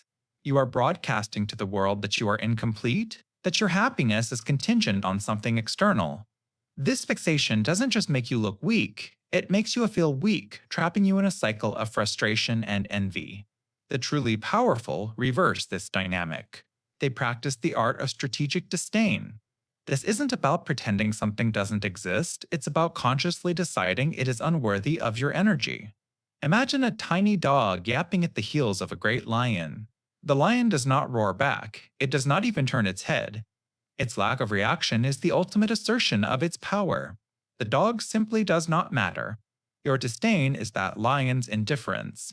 It is a quiet, profound, and utterly dismissive force. This is the core of its genius as a form of revenge. When you lash out, you enter into a relationship with your enemy. You show them they've struck a nerve. But when you ignore them, you deny them that satisfaction. You deny their very significance. Your silence is more eloquent than any insult because it communicates a message of complete irrelevance. They are left shouting into a void, their provocations meeting only emptiness. This will infuriate them far more than any direct confrontation, as they are forced to grapple with their own insignificance. Ultimately, this law is about protecting your own focus and peace of mind. Every ounce of energy spent on a frustrating, unattainable thing is energy you cannot invest in your own growth, your own plans, and your own empire. You are the gatekeeper of your own thoughts. Do not allow trivialities to pass. By learning to disdain things you cannot have, you are not giving up. You are making a strategic choice to invest your priceless attention only where it can yield a return, securing your power and your serenity. Law 37. Create compelling spectacles. Imagine for a moment that your life isn't just a story, but a film. And you are the director. Words are the script, yes, but the script is nothing without the visuals, the grand scenes, the unforgettable images. This is the essence of spectacle. We are overwhelmingly visual creatures. An argument, no matter how logical, can be debated, picked apart, and forgotten. But an image burns itself into the mind. A grand gesture, a stunning display, a symbolic act. These things bypass the critical mind and strike directly at the heart. They create an emotional reality that is often more powerful than objective truth. Think of it like a master magician. The power isn't just in the trick itself, but in the entire performance. The smoke, the dramatic lighting, the velvet curtain, it's all part of the spectacle. It creates an atmosphere of wonder and distracts from the simple mechanics of the illusion. The audience doesn't want to see the sleight of hand, they want to believe in the magic. Spectacle is the magic of power. It's how you make people believe. Historically, the greatest leaders understood this innately. The Sun King, Louis XIV, didn't just rule France with edicts and laws. He built the Palace of Versailles. Its golden halls and endless gardens were a constant, overwhelming spectacle of his divine power, a visual argument so potent that it left his rivals breathless and in awe. He didn't just tell them he was godlike, he built a heaven on earth and placed himself at its center. He made his power a physical, visible reality. You don't need to build a palace to wield this law. It operates on every scale. It's in the way you present an idea, not just with facts, but with a powerful, illustrative story. It's in a bold, symbolic action that demonstrates your commitment when mere words would feel hollow. When you need to persuade, to impress, to be remembered, don't just explain. Create a scene. Stage a demonstration. Let them see what you mean in a way that feels larger than life. Because in the theater of power, the audience doesn't remember the lines they read in the program. They remember the spectacle that defined the entire show. Direct your film well. Law 38. Think as you like, but behave like others. Imagine you are a brilliant strategist, deep behind enemy lines. Your mind is filled with plans and insights that no one else possesses. Would you announce your true intentions to the guards? Would you wear your own army's uniform in the town square? Of course not. You would blend in. You would learn their customs, speak their language, and adopt their mannerisms. Your true, radical thoughts would remain your own, a hidden weapon, guarded until the perfect moment. This is the essence of Law 38. It's not about surrendering your individuality, it's about protecting it. Your unconventional ideas are precious and fragile. To expose them prematurely, to flaunt your eccentricities before you have the power to back them up, is to invite ridicule, isolation, and attack. You become a target for those who are threatened by anything new or different. Think of common sense as the shared currency of a society. While you may have access to a far more valuable exotic currency, your unique ideas, trying to spend it in the common marketplace will only get you strange looks. To get by, to navigate the world smoothly, you must use the local coin. You pay lip service to their traditions. You nod along to their tired opinions. You master the art of fitting in. This is not hypocrisy, it is strategy. Your mind is a private sanctuary where your most revolutionary thoughts can be cultivated without judgment. Outwardly, you present a conventional, unthreatening front. This social camouflage allows you to move freely, to observe others, to gather allies, and to conserve your energy for the battles that truly matter.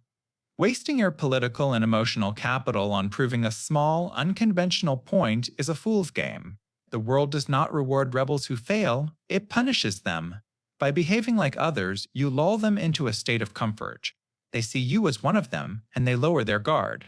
This gives you the space and time to let your unique thoughts mature from mere ideas into undeniable realities. You are the chameleon that survives because it can blend with the branch, not the brightly colored bird that is easily spotted by predators. Let them think you are ordinary. Your results, when the time is right, will prove you are anything but.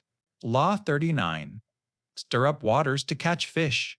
Imagine a still, clear pond. You can see every fish, every stone on the bottom. But throw a large rock into the center, and everything changes. The water becomes murky, sediment clouds the view, and the fish panic. In that chaos, disoriented and thrashing, they become easy to net. This is the essence of Law 39. It's not about direct confrontation.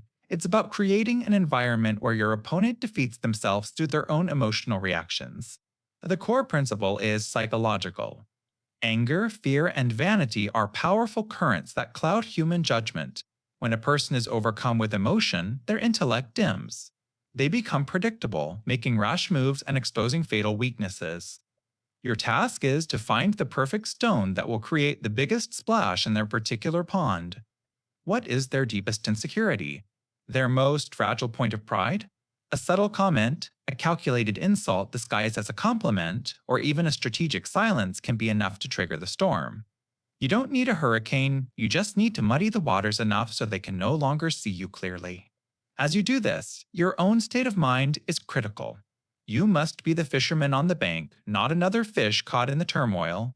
If you get swept up in the very emotion you are creating, you lose all advantage. You must remain a pillar of calm, an observer of the chaos you've engineered. Think of the master chess player who baits their opponent into a furious, ill-conceived attack, all while they calmly calculate the checkmate 10 moves ahead. Your opponent's emotional outburst is the tell. It's the signal that they have lost control, and you have gained it. Napoleon was a master of this. He would often feign weakness or confusion, luring his enemies into a state of arrogant overconfidence. Believing they had him cornered, they would charge forward recklessly, right into the trap he had calmly set. He didn't fight their strength, he agitated their pride until it became their undoing. He stirred the waters of their ego. So, look for the vanity, the emotional trigger points in those around you. When you need to gain an advantage, don't attack them head-on. Instead, find a way to stir their waters. Let their own rage and impatience be the net that entangles them. You, meanwhile, stay perfectly still, watching from the shore, ready to claim your prize from the chaos you created. Law 40. Despise the free lunch. What is offered for free is rarely without a price. It comes wrapped in the invisible strings of obligation. Think of it like a spider's web. A gift can be a single, beautiful thread. You barely notice it, but then another is offered and another, until you're wrapped in a web of gratitude, unable to move freely without disturbing the entire structure. The moment you accept a favor, you have unconsciously accepted a debt. This isn't a clean financial debt that can be simply repaid. It's a psychological one, a vague and heavy weight that can be called upon at the most inconvenient time. The powerful understand this currency of obligation better than anyone. They use strategic generosity as their most subtle and effective tool. A lavish gift, an unexpected favor, an offer that seems too good to be true. These things are designed to disarm you. They bypass your rational mind and appeal directly to your emotions. They make you feel special, but what they truly do is create a chink in your armor of independence. You become hesitant to question or offend your benefactor. You feel compelled to reciprocate, often at a cost far greater than the original gift. They have bought your compliance without you even realizing a transaction took place. This is why you must insist on paying your own way. By paying, you keep things transparent, honest, and, most importantly, finished. You are clear of obligation. Your no retains its power because you owe nothing. Your yeses is genuine, born of your own will, not from a sense of social debt. This creates a fortress of autonomy that no free lunch can ever penetrate. It's a simple principle. What is worth having is worth paying for. By paying, you are not just exchanging money for a good or service, you are purchasing freedom. So be watchful of anything that comes for free. Be lavish with your own money when you need to be, and build a reputation for self-reliance. Let others get tangled in the webs of favors and gratitude. You will operate on a different plane, one of independence and clear-headed action. The things you pay for are your own, but the things you accept for free, they often end up owning a piece of you. True power lies not in what you can get for nothing, but in possessing the freedom and clarity to refuse it. Law 41. Avoid stepping into a great man's shoes. Imagine being asked to paint a masterpiece on a canvas already filled by a genius. No matter how skilled you are, your work will either be a pale imitation or a jarring disruption. This is the trap of following a legend. What first appears as a golden opportunity, a high position, a respected family name, a successful project to take over, is often a gilded cage. You are not being given a platform, you are being handed a shadow to live in. The problem is that you will never be judged on your own merits. Your every move, every success, every failure will be measured against the ghost of your predecessor. And memory is a great artist. It polishes the past to a brilliant shine. The great man or woman before you becomes a myth, their flaws forgotten, their triumphs magnified. You are not competing with a person, you are competing with an idealized legend. Nothing can grow in the shadow of a great oak. The predecessor's accomplishments, their style, their teammate, all creates a system that was perfectly tailored to the man. By stepping into their role, you are forced to wear clothes that don't fit, to work with tools you didn't choose. You will find yourself either slavishly imitating their methods, which makes you look unoriginal and weak, or trying to change things, which will be seen as disrespectful arrogance. It is a game you cannot win. Consider the successors of Alexander the Great. His generals were some of the most brilliant military minds in history. Yet, when they tried to fill his shoes and rule his empire, they only managed to tear it apart. They were all haunted by his ghost, constantly trying to prove they were the new Alexander, instead of forging their own unique kingdoms. Their legacy is one of conflict and fragmentation, a footnote to his epic. The only way to wield power is to create it. You must find your own space to clear, your own sun to shine under. If you must take over from a celebrated figure, you must make a symbolic break with the past. Change the name, change the style, change the game itself. Do not try to wear the shoes. Instead, build your own path and let others scramble to follow in your footsteps. Be the first you, never the second someone else. Law 42. Strike the shepherd and the sheep will scatter. Imagine a spider's web. You can tear at the edges, break individual strands, but the structure remains fundamentally intact. To truly destroy the web, you must deal with the spider at its center. This law reveals a powerful truth about group dynamics. Trouble, cohesion, and resistance often emanate from a single influential source. This is the shepherd, the charismatic leader, the tireless instigator, the one person whose gravity holds the entire group in orbit. Most people make the mistake of dealing with the sheep. They see a discontented group and try to negotiate with everyone. They hear dissent and try to appease the loudest voices, one by one. This is like trying to put out a forest fire by stamping out individual embers. You exhaust your energy and resources treating the symptoms, while the source of the blaze, the shepherd, continues to stoke the flames, often from the shadows. You're fighting a decentralized battle against a centralized problem. The path to power is far more efficient. You must learn to see past the flock and identify the one who holds the crook and staff. Who is the true catalyst? Who is the emotional or intellectual center of the group? Once you have identified this source, you must isolate them. Cut them off from their base of support. Neutralize their influence. This doesn't always require overt, aggressive conflict.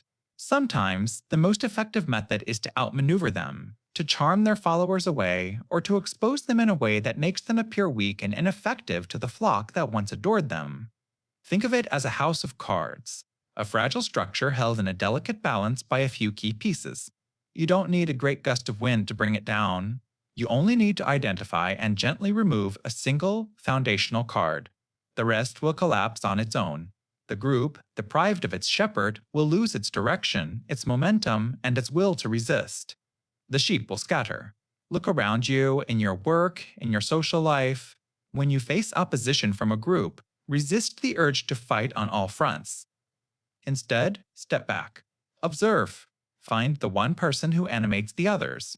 Find the shepherd. All the power of the group is concentrated in that single point.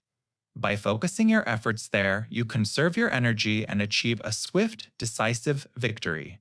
The group will dissolve not with a bang, but with a quiet, confused dispersal. Law 43. Work on the hearts and minds of others. Coercion is a clumsy hammer. You can use it to shatter a door, but you'll never be invited inside. Force creates a temporary, brittle obedience. The moment your back is turned, the resentment you've created begins to work against you, silently, like a poison. People you compel will do the bare minimum, and they will look for the first opportunity to reclaim their freedom. This is the path of shallow, fleeting power. True, lasting influence is a different art entirely.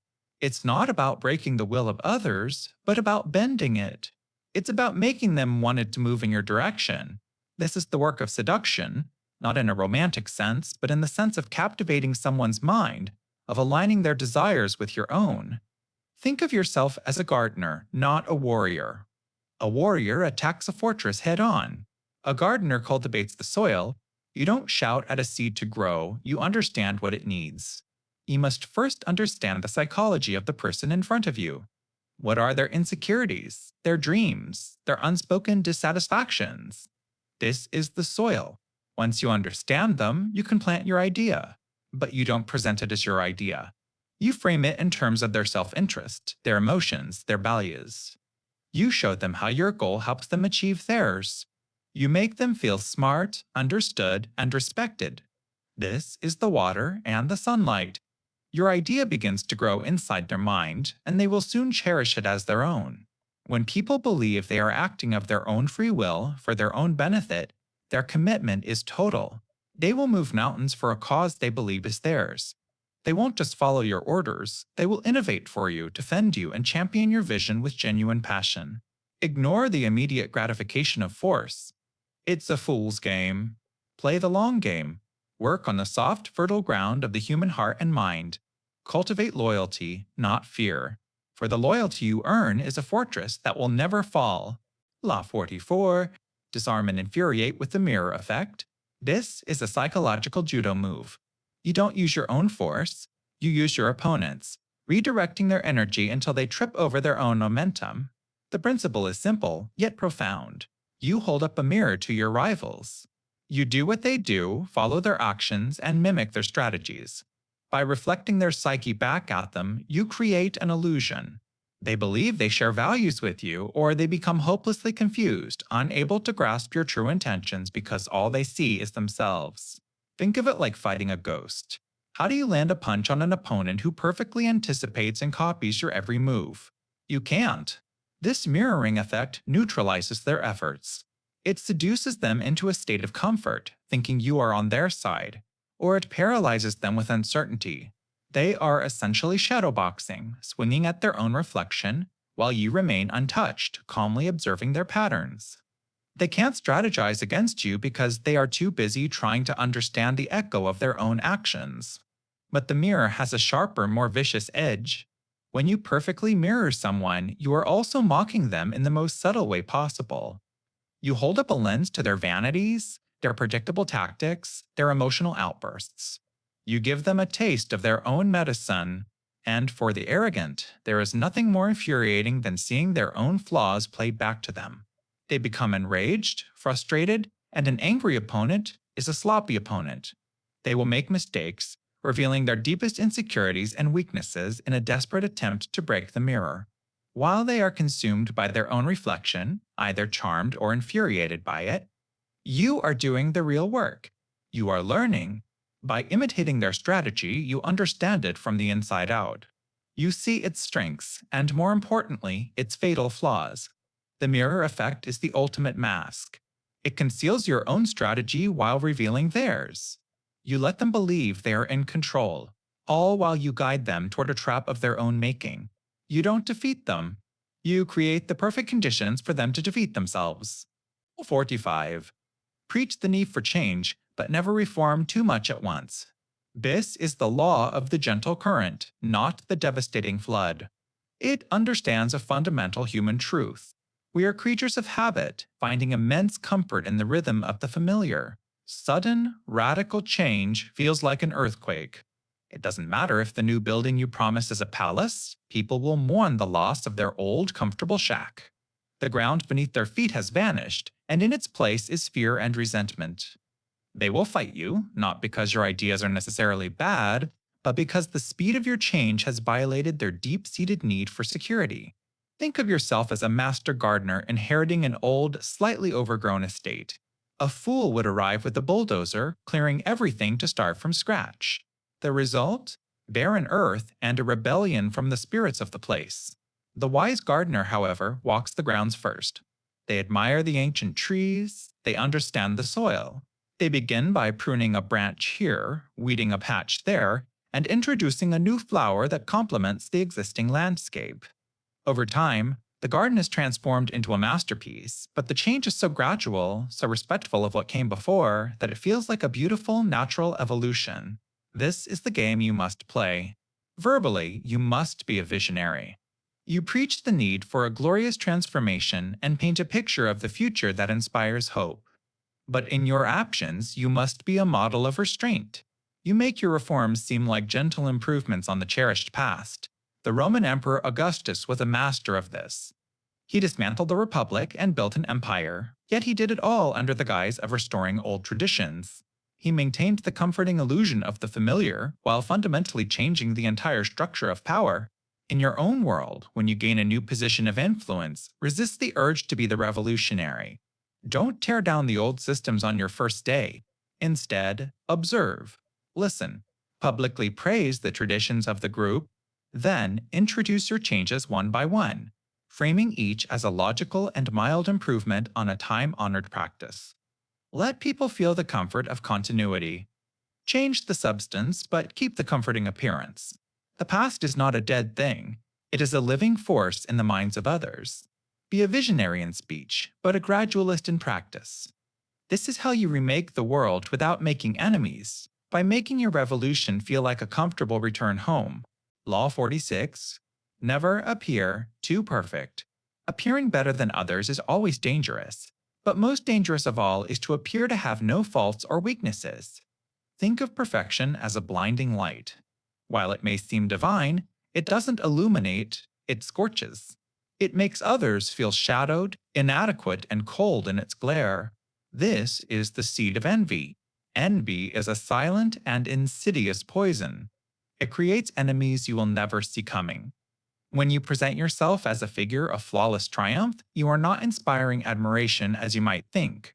Instead, you are holding up a mirror to others, reflecting their own shortcomings, their own laziness, their own lack of talent. No one thanks you for this. They may praise you to your face, but in the quiet of their own minds, they will begin to resent you. They will look for any crack, any chink in your armor, and if they cannot find one, they will invent one. The powerful understand that true mastery involves managing perception. It's not about dimming your own light, but about diffusing it. You must deliberately display a few harmless defects. Confess to a minor vice, an inconsequential weakness, or a past mistake. This act of calculated vulnerability is a masterstroke of social intelligence. It makes you human. It makes your achievement seem attainable, not the work of some alien god. It's like a brilliant tightrope walker who feigns a slight stumble. The gasp from the crowd is one of fear, but also of connection. In that moment of shared humanity, they are on your side. When you share a small failure, you disarm the envy of those around you. You offer them a sense of superiority in one small domain, which pacifies them and allows them to swallow your larger successes without bitterness. They can say, he may be a genius in his field, but he can't even manage his own finances, or she's an incredible leader, but she has terrible taste in art. These small concessions cost you nothing, but they buy you invaluable goodwill. So, do not be afraid to show a scratch on your otherwise polished surface. Let your brilliance shine, but temper it with a relatable flaw. It is far better to be seen as a powerful, successful, and slightly clumsy human than as a perfect, untouchable, and deeply resented deity. Perfection isolates, strategic imperfection connects. On Law 4-7. Do not go past the mark you aimed for. In victory, learn when to stop. The moment of victory is often the moment of greatest peril. Think of it like a perfectly executed chess move. You've cornered the king. Checkmate. The game is won. But what if, high on your success, you decide to knock all the remaining pieces off the board, one by one? You haven't gained anything more. You've simply turned a strategic victory into an ugly personal display of dominance, creating a bitter enemy who will remember your arrogance far longer than your skill. This is the essence of Law 4-7. Success can be intoxicating. It floods you with adrenaline and a feeling of invincibility. In this emotional state, you lose your sense of proportion. You mistake a single successful outcome for a sign that you can have it all, right now. Pushing past your goal doesn't consolidate your power, it destabilizes it. You exhaust your resources, you overextend your reach, and you awaken sleeping dogs. People who were neutral or even allies might turn against you when they see your insatiable ambition as a threat. Momentum is a powerful force, but it has no foresight. It will carry you right off a cliff if you don't apply the brakes. Imagine a masterful gambler. They set a target for their winnings before they even sit down. Once they hit that number, they walk away. The amateur, however, gets a taste of winning and believes their luck is infinite. They keep playing, pushing further and further until inevitably they lose it all back and more. The difference isn't luck, it's strategy and self-control. Arrogance, fueled by victory, is the enemy of strategy. It makes you sloppy. You stop calculating and start assuming.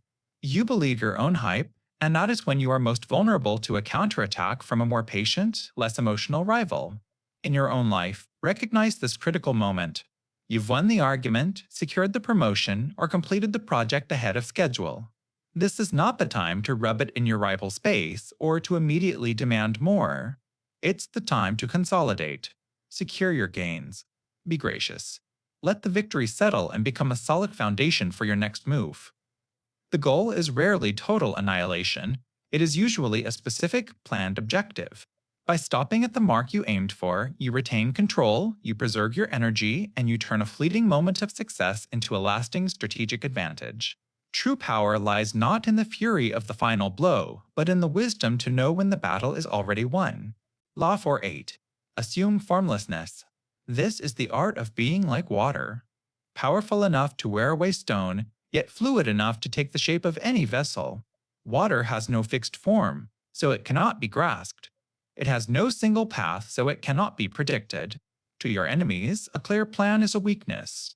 A solid identity is a target. By taking a form, you open yourself to attack. Think of a great castle. Its walls are high, its defenses are set. Seems impenetrable, but because it is fixed, static, and visible, its enemies can study it. They can map its weaknesses, plan their siege, and eventually bring it down. The castle's strength, its solid form, becomes its fatal flaw. In the same way, when you are predictable in your habits, your reactions, or your strategies, you are building your own fortress. You are handing your rivals the very blueprint to your own defeat. They learn to anticipate your moves, to push your buttons, to exploit the patterns you yourself have created. You become an easy target. But formlessness is a different kind of power. It is dynamic, adaptive, and alive. By refusing to settle into a single shape, you become a moving target, impossible to pin down.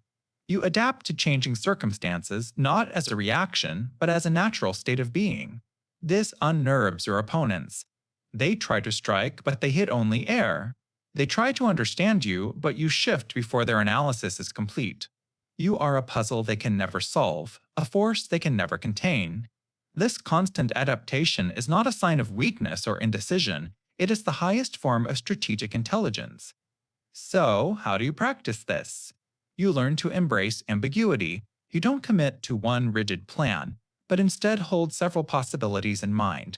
You reflect the strategies of others to confuse them. You let your long-term goals be vast and oceanic, while your immediate actions are as quick and changeable as a flowing stream. You are the calm lake that mirrors your opponent's aggression back at them. You are the sudden flood that overwhelms an obstacle when the time is right. You are the morning mist, concealing your true intentions until the battle is already won. Do not be the unmoving stone, easily broken by a superior force. Instead, be the water that surrounds it, seeps into its cracks, and in time turns it to sand. Accept that everything changes, and by changing with it, you gain a power that cannot be broken. You become ungraspable, unpredictable, and ultimately unstoppable. Assume formlessness,